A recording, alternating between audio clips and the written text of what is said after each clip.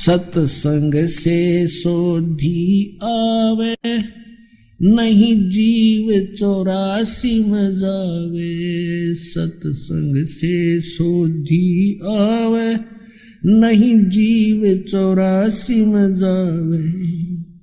अब मेटो द्वेष और राग, हो राग या उम्र बतेरी जाली। अब मेटो द्वेष और राग, हो राग या उम्र बतेरी जाली। तो पवित्र हिंदू धर्म का जो प्रचार कहाँ से प्रारंभ हुआ? आदरणीय आदि शंकराचार्य जी से हुआ। ये आदि शंकराचार्य कौन थे? उन्हीं की जीवनी में लिखा है कि ये भगवान शंकर ही स्वयं अवतार धारक आए थे और माता के गर्भ से जन्म लिया। 8 वर्ष की आयु में ये दीक्षित हो गए थे, संस्कृत बचपन से ही पढ़ने लग गए थे और 32 वर्ष की उम्र में इनकी मृत्यु हो गई थी रोग के कारण।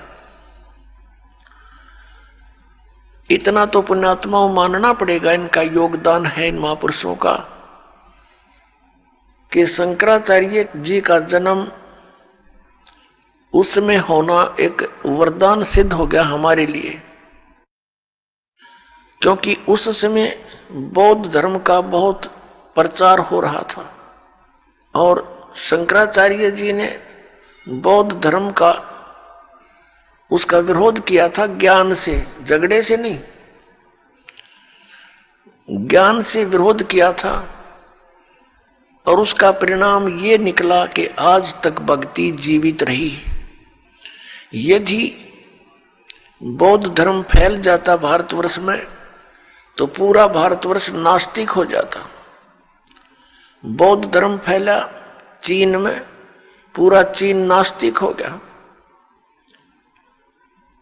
इसी प्रकार पुण्यात्मा, यदि उस समय ये पुण्यात्मा आदि शंकराचार्य जी नहीं आते तो आज हम राम का नाम भी नहीं लेते। लेकिन बात वहीं रही कि आसमान से गिरे और खजूर में अटके, फिर लाभ क्या हुआ? शंकराचार्य जी ने हमें क्या ज्ञान दिया कि जीव ही ब्रह्म है।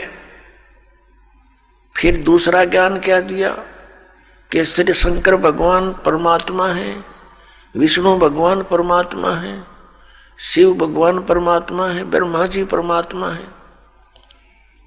ये अविनाशी हैं, इनकी जन्म मृत्यु नहीं होती।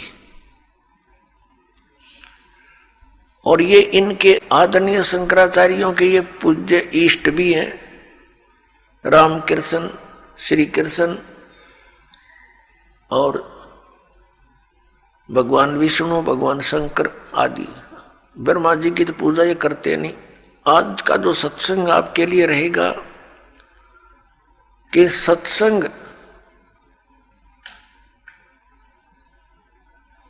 21 ब्रह्मांड में नहीं है और सदग्रंथों का ज्ञान इस दास के अतिरिक्त या परमात्मा के अतिरिक्त या उन महापुरुषों के अतिरिक्त जो परमात्मा से परिचित हुए, साक्षात्कार किया उनका, वो चंद महात्मा है। पूरे विश्व में उनके अतिरिक्त पूरे विश्व में ज्ञान नहीं, अध्यात्म ज्ञान नहीं उनको, वेदों और शास्त्रों का ज्ञान नहीं। तो फिर सत्संग खाक करा उनने, उल्टा पाठ पढ़ा दिया।